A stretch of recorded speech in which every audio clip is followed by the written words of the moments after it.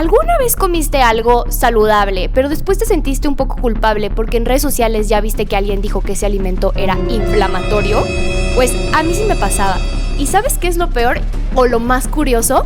Es que ni siquiera sabemos bien qué significa inflamación realmente. Inflama, pero ¿dónde o cómo es que inflama? ¿Se puede medir? ¿Se puede ver? ¿O simplemente es esa palabra de moda que todas las influencers traen ahorita para poder venderte alguno de sus programas o dietas? Equiliber, por eso hoy vamos a hablar de qué es la inflamación real, la fisiológica, cómo es que ocurre, de qué se trata, si se puede ver, si no, qué mitos hay en torno a esto, porque hay una diferencia enorme entre lo que está ocurriendo fisiológicamente y lo que se cuenta en redes sociales, y es un tema que me enoja muchísimo porque se hace tanto dinero de la palabra antiinflamatorio o inflamación. Así que, Equiliber, muchísimas gracias por estar aquí. Bienvenida a un episodio más en video. Oye, Andrei, ¿qué vamos a ver en el podcast episodio del día de hoy? Pues mira, primero obviamente vamos a hablar de qué es verdaderamente la inflamación. Hay dos tipos de inflamación de la que tienes que saber, la inflamación crónica y la inflamación aguda. Vamos a hablar un poquito sobre esas dos. Cómo es que la grasa corporal puede ayudar a que tu cuerpo viva en un estado de inflamación y por qué no sería como lo más óptimo.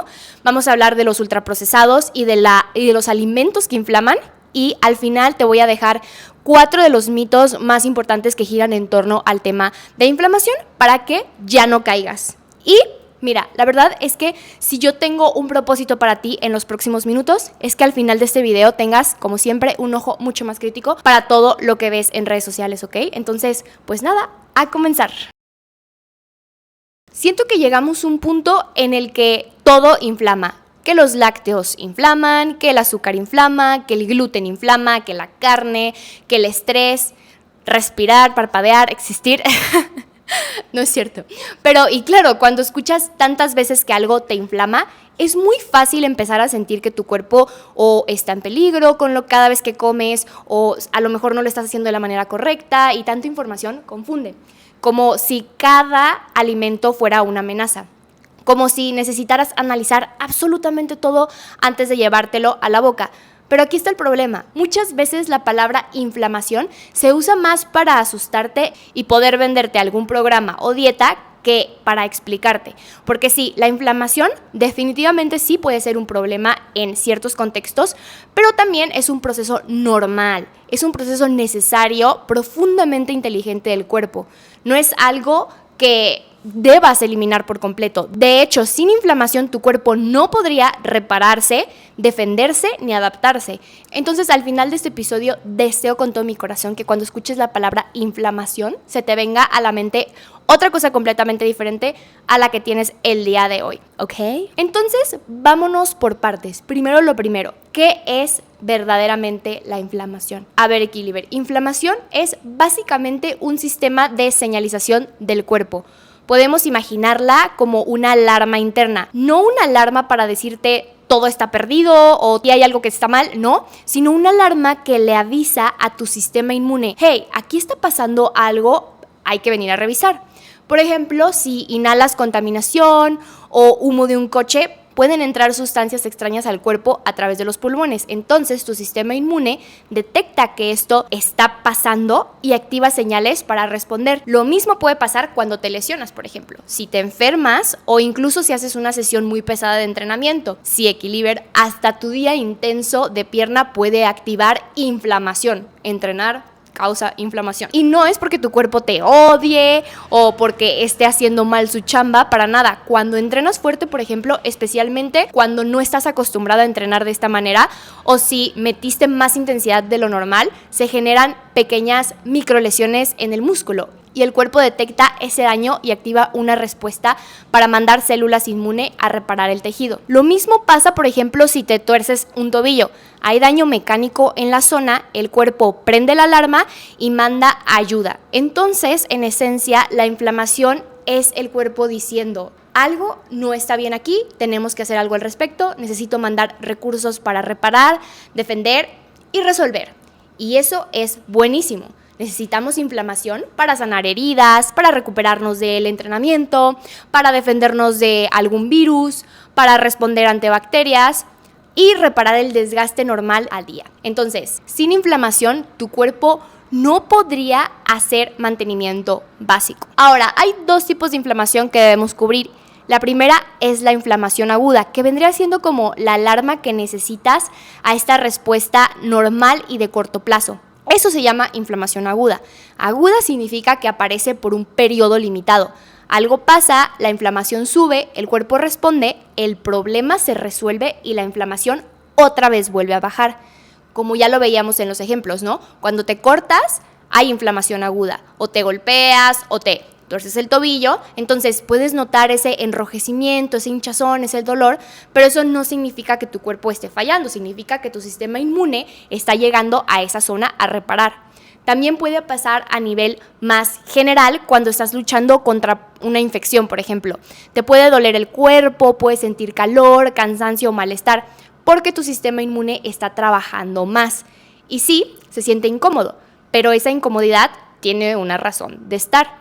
La inflamación aguda podríamos decir que es como cuando se activa la alarma de incendio porque realmente hay humo. No te encanta escucharla, pero cumple una función. Te avisa que algo está necesitando atención. El punto es que esa inflamación aparece, hace su trabajo y después se apaga. Hasta aquí todo bien. ¿Qué hay con el segundo tipo de inflamación? Esta inflamación es la inflamación crónica. Cuando la alarma se queda prendida, el problema empieza cuando esa alarma no se apaga. A eso le llamamos inflamación crónica. A diferencia de la inflamación aguda, la inflamación crónica no aparece solamente por un ratito. Se mantiene activa durante más tiempo, muchas veces en niveles más bajos. Entonces imagínate, si la inflamación aguda genera una respuesta en picos así de altos, la inflamación crónica lo que hace es que no genera inflamación de picos tan altos, pero no bajan. Se queda elevado o medianamente elevado por mucho tiempo. Y aquí se puede volver problemática porque un cuerpo que vive en estado de alarma constante no funciona igual. El sistema inmune puede empezar a sobrereaccionar, ciertos órganos pueden verse afectados y distintos procesos del cuerpo pueden llegar a alterarse. Piénsalo así, una alarma es útil cuando hay una emergencia, pero si la alarma se queda sonando todo el día, todos los días, incluso cuando ya no hay incendio, deja de ser útil y empieza a interferir con la vida normal. Eso es lo que queremos evitar. No la inflamación como proceso normal, como un proceso fisiológico que ocurre y que es necesario, sino la inflamación que se queda prendida cuando no debería. Y aquí vamos pasando al tercer tema, que es cómo la grasa corporal puede ayudar a que esta inflamación crónica se mantenga. Entonces, el problema no es tener grasa, como ya lo hemos visto en muchísimos episodios, tener algo de grasa es importante, pero si empezamos a tener grasa de una manera más importante, el problema es rebasar tu capacidad de almacenamiento, por así decirlo. Una de las causas más comunes de inflamación crónica de bajo grado es cargar con más grasa corporal de la que tu cuerpo puede manejar de manera saludable. Y quiero decir esto con muchísimo cuidado porque este tema suele explicarse la mayor parte del tiempo de una forma horrible o simplista y muy gordofóbica. El problema, como ya te lo dije, no es tener grasa. Tu cuerpo necesita grasa corporal. La grasa no está de ahí de adorno, ni como un castigo, ni como algo que no debería existir. La grasa cumple funciones importantes.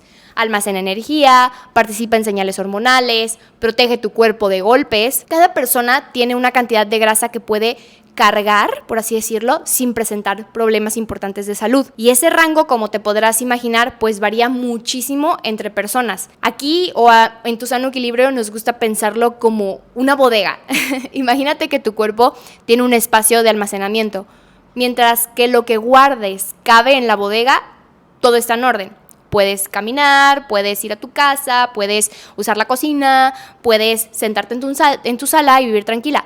Pero si sigues metiendo cosas y llega el punto en el que la bodega se llena, entonces las cajas empiezan a salirse del almacén, ¿no? Primero al pasillo, luego a la sala, luego a la cocina, y de pronto ya no puedes vivir igual porque lo que debería de estar almacenado en la bodega está invadiendo otros espacios. Con las células de grasa, por ejemplo, pasa algo parecido. Tu cuerpo puede almacenar energía en el tejido adiposo hasta cierto punto, pero cuando las células de grasa se llenan demasiado y se rebasa la capacidad individual de almacenamiento, pueden empezar a funcionar peor. Pueden recibir menos oxígeno, inflamarse más, liberar más ácidos grasos y triglicéridos hacia la sangre y volverse menos eficientes para captar glucosa y grasa después de comer. Esto no es simplemente más grasa corporal igual a enfermedad. Claro que no. O menos grasa corporal igual a salud. Ya lo hemos visto en muchas ocasiones que no es así. La realidad es mucho más interesante. Cada persona tiene un umbral diferente. Hay personas que genéticamente tienen menor capacidad para almacenar grasa de forma segura y hay otras personas que, no sé, tienen una ganancia relativamente pequeña de grasa que ya puede empezar a alterar esos marcadores como la glucosa, los triglicéridos o la resistencia a la insulina. Por otro lado, también hay personas que pueden almacenar más grasa sin presentar alteraciones metabólicas importantes durante más tiempo. Yo te puedo poner mi ejemplo. Por genética, yo siempre tengo el colesterol y el triglicéridos elevados y es una cuestión genética, ¿sabes? Pero ya va completamente a cada persona y por eso es importante estarse haciendo chequeos de salud con regularidad para ver que todo esté bien contigo. Por eso a veces vemos personas relativamente delgadas con diabetes tipo 2, triglicéridos altos o síndrome metabólico. Y también vemos a personas con más grasa corporal cuyos marcadores metabólicos están dentro de rangos saludables. Entonces, de nuevo, esto no significa que la grasa corporal nunca importe. Significa que importa el contexto, la distribución, cómo está distribuida esa grasa, la capacidad individual de almacenamiento y lo que está pasando metabólicamente, no solamente la apariencia del cuerpo. Oye, Andrea, ¿y cuáles serían otras causas de inflamación crónica? Otra causa importante de inflamación crónica son las condiciones autoinmunes. En estas condiciones, el sistema inmune empieza a atacar células o tejidos del mismo cuerpo. Es como si el sistema de defensa se confundiera y empezara a reaccionar contra estructuras que no debería atacar. Por ejemplo, en enfermedades como la esclerosis múltiple, existe una respuesta inflamatoria crónica relacionada con el sistema inmune atacando componentes del cuerpo. Y este es un temota y es bastante complejo que realmente no se puede resolver en dos frases ni en un carrusel como come esto y no comes esto. Equilibrio. Oye, en conclusión de los tipos de inflamación, quiero que te quedes con esto. Es un tema enorme, es un tema muy complejo que, como ya te podrás empezar a imaginar, no se puede reducir a esos carruseles o ese contenido que ves en Instagram que dice no comas esto porque inflama y come esto porque inflama. O sea, te estás dando cuenta que realmente la gente que hace ese tipo de reels no tiene ni un gramo de idea de cómo realmente funciona la fisiología en el cuerpo humano. Pero bueno, quédate con esto. La inflamación crónica no siempre viene de la comida, puede tener muchas causas y algunas veces está relacionado con condiciones médicas que necesitan evaluación individual. Y la inflamación aguda, esa es normal y es una respuesta normal, fisiológica de tu cuerpo, ¿ok? Ahora, ¿cómo la alimentación puede aumentar la inflamación?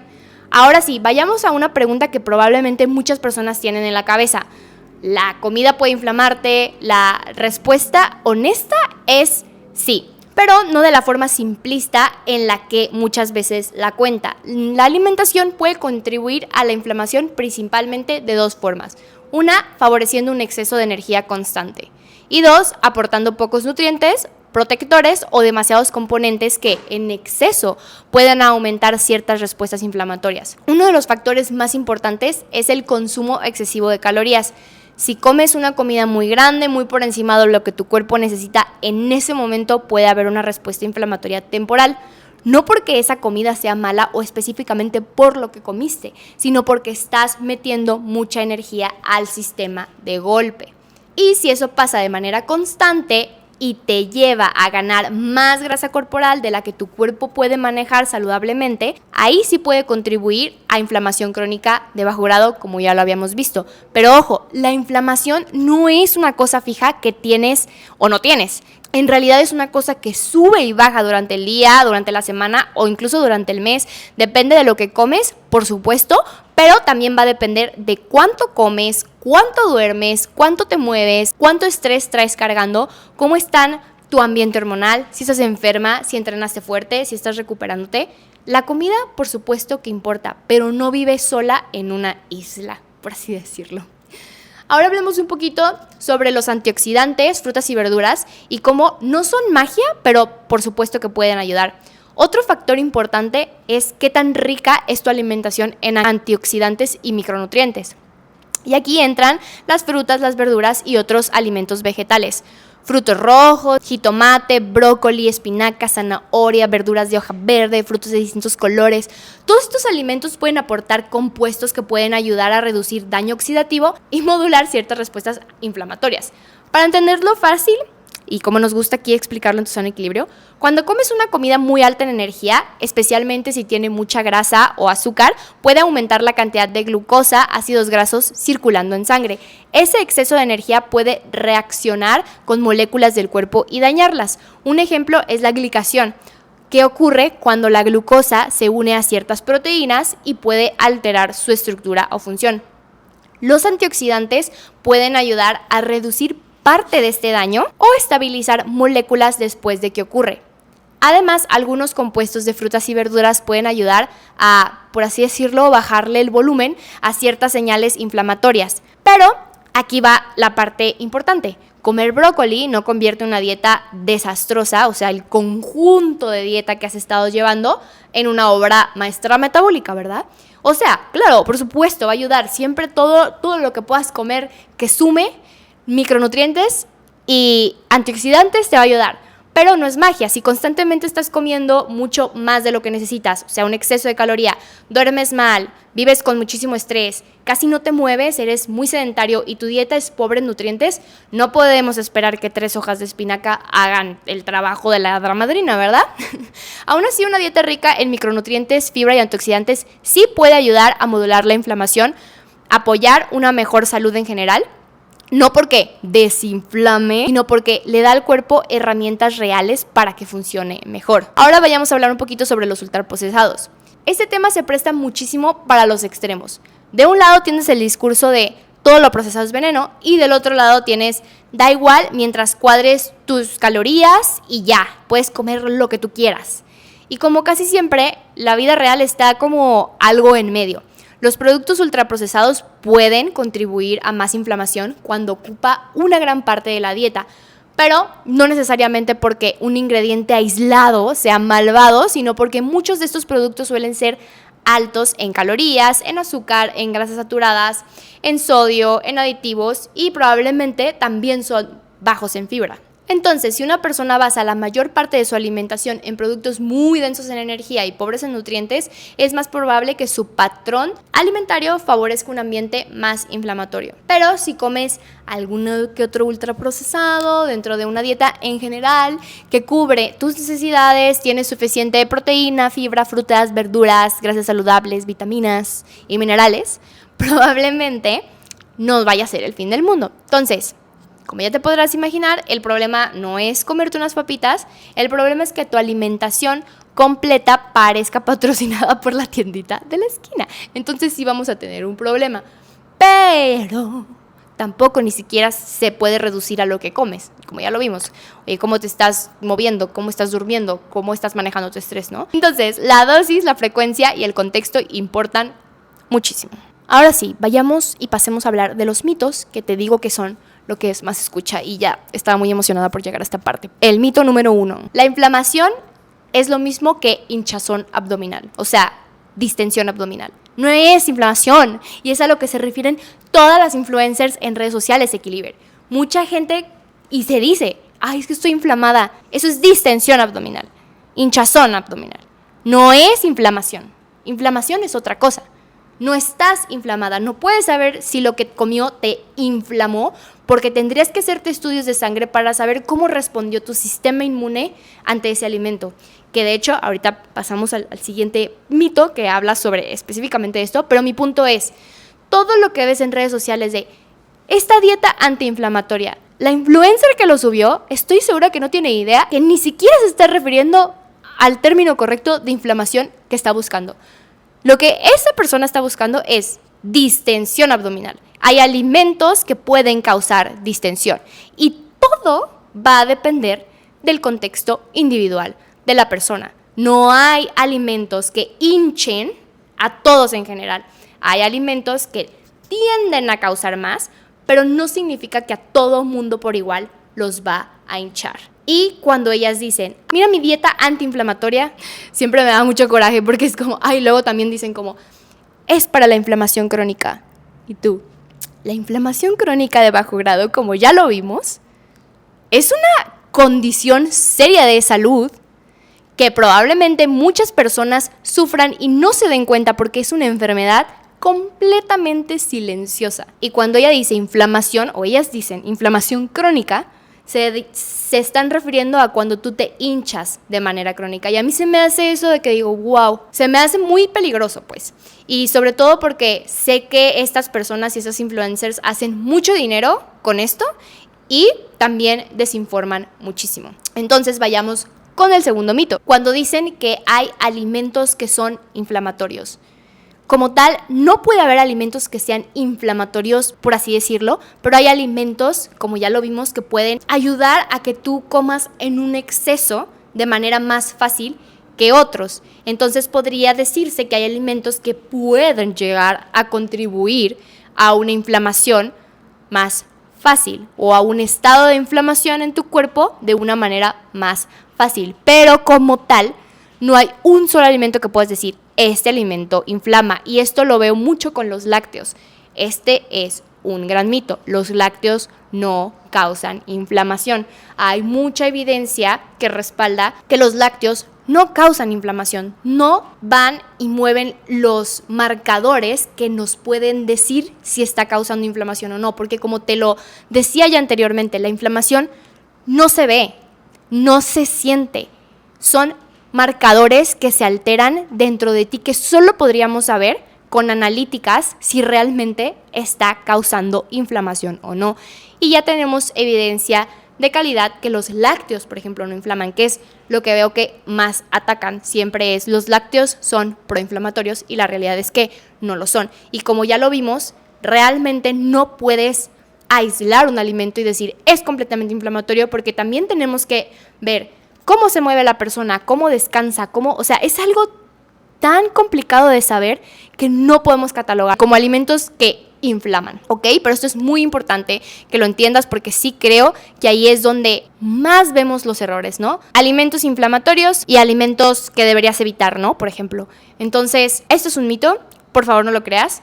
El tercero, que creo que es bastante obvio ya a este punto, la inflamación no es mala per se, es un proceso fisiológico normal de tu cuerpo que pasa como cualquier otra cosa que ya lo hemos visto. El cortisol, por ejemplo, no es malo. No hay nada en tu cuerpo que esté ahí para causarte mal. Esto a mí me gusta siempre decirles. Tiene una función. Claro, puede ser que en ciertos contextos, en ciertos ambientes, tener un exceso o no tener tanto como deberíamos, una deficiencia, pues tampoco va a ser bueno, ¿no? Y el cuarto, porque cuando me metí a Instagram a poner el término antiinflamatorio, me salieron muchísimos como juguitos o me salieron como, merjurjes que decía té antiinflamatorio. Y realmente eso no es posible. De hecho, las únicas dos bebidas que pudiera decir que tienen un ligero aporte antiinflamatorio es el café y el té verde, pero como ya lo vimos, todo va a depender del contexto completo de la persona para decir si algo puede ser más perjudicial o una mejor idea o una peor idea para la persona, porque tenemos que analizar todo el contexto. Y ya para cerrar este episodio, a mí me gusta siempre decirles, la salud es algo bien complejo, es algo muy complejo que requiere de cuánto estás durmiendo, de cómo te estás cuidando en cuanto a cómo manejas al estrés, qué es lo que estás comiendo, por supuesto, si te estás moviendo o no te estás moviendo, tu genética, o sea, hay tanto detrás de la salud general de las personas que reducir un alimento, un ingrediente a malo o bueno es imposible y no hay que hacerlo, ¿ok? Entonces, me encanta ya estar hablando de este tema por aquí porque ya lo tenía de que, cada vez que me sale un reel de una influencer, mi dieta antiinflamatoria, te lo juro que me quiere dar algo en el ojo. Entonces ya quería hablarlo. Espero que hayas entendido un poquito más sobre qué es la inflamación realmente, que no es la inflamación, que la distensión abdominal no es inflamación y que no hay alimentos que inflamen como tal, per se, y tampoco podemos reducir ingredientes a lo mismo, ¿ok? Entonces, si es algo más complejo, cuida mucho cuando veas que alguien acusa a un alimento como inflamatorio, es red flag, porque no tiene mucha idea de lo que está hablando, ¿ok? Entonces, muchísimas gracias por escucharme, me encantó estar aquí el día de hoy. Yo espero poco a poco poder ir haciendo estos videos muchísimo más, ¿cómo se podrá decir? Pues interesantes visualmente, ¿no? Que tengan más animaciones. Así que si tú por ahí sabes de alguna inteligencia artificial que ayude a hacer infografías, pero no infografía en imagen, sino en video, yo sería la más feliz. Me hace falta eso, ¿ok? Entonces, muchas gracias por escucharme. Poco a poco iremos mejorando el set. Mira, ya me arrimé esta plantita para acá. Espero que te haya gustado, que hayas entendido y por supuesto, si tienes cualquier duda, escríbeme aquí abajo en los comentarios y te leo, ¿ok? Bye.